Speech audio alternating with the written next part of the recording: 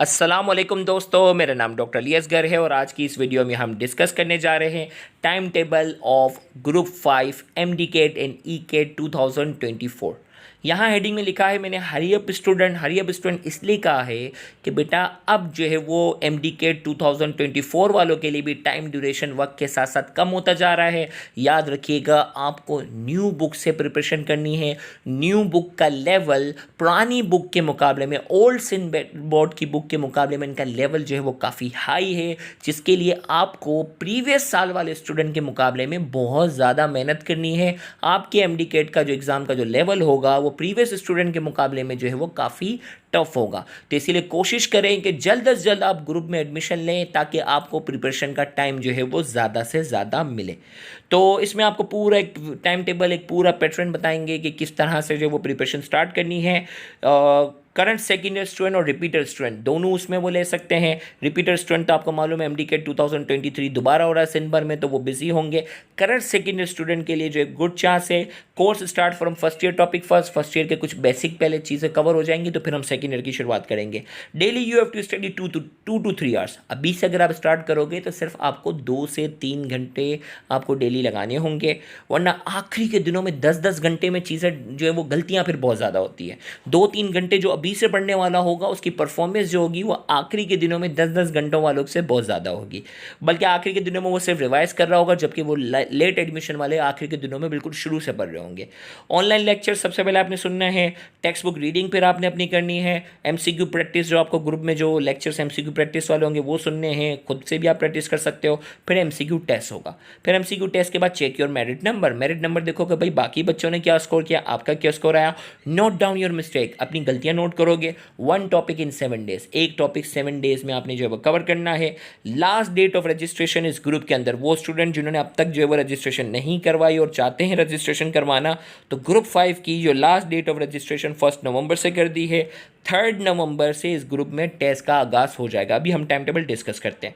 Time table से पहले थोड़ा सा रजिस्ट्रेशन प्रोसेस के बारे में बता दूं कि अगर कोई स्टूडेंट सिर्फ फिज़िक्स की तैयारी करना चाहता है, उसे कंप्लीट कोर्स के लिए सिर्फ एक मरतबा 1600 रुपये फ़ीस सबमिट करवानी है, जिसमें फ़िज़िक्स के तमाम लेक्चर्स, फ़िज़िक्स के तमाम ऑनलाइन टेस्ट और फिज़िक्स के तमाम रिवीजन टेस्ट शामिल है। और अगर कोई स्टूडेंट केमिस्ट्री के तमाम लेक्चर्स की तैयारी करना चाहता है तो उसे सिर्फ एक मरतबा 1600 रुपये फ़ीस सबमिट करवानी है, जिसमें केमिस्ट्री के तमाम लेक्चर्स, तमाम ऑनलाइन टेस्ट और तमाम रिवीजन टेस्ट शामिल हैं।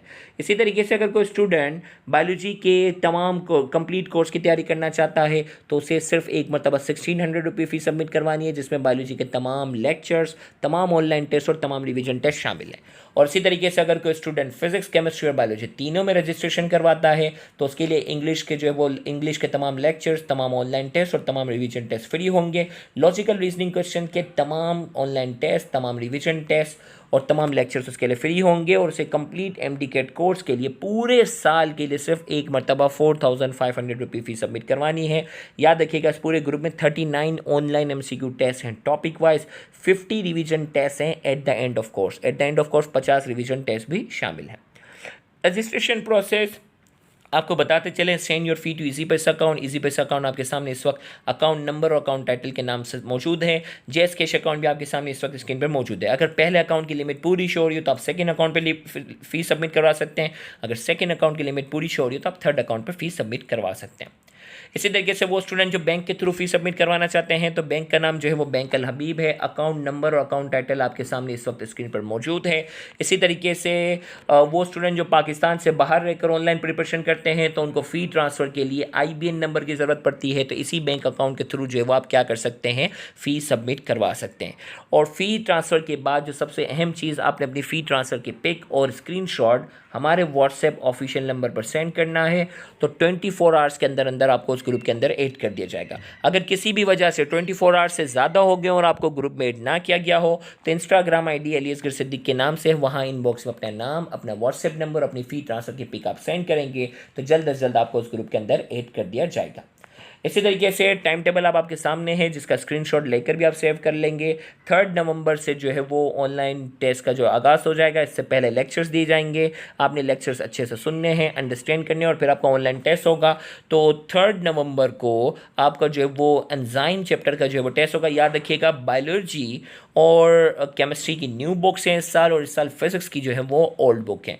तो 3 नवंबर को जो है, और टेस्ट की टाइमिंग ठीक रात 9 बजे होगी। हर टेस्ट में 50-50 MCQ का आपका टेस्ट कंडक्ट किया जाएगा। पहला टेस्ट एंजाइम का है, दूसरा scope of physics scalar and vectors का, तीसरा जो है वो स्टोचियोमेट्री का है।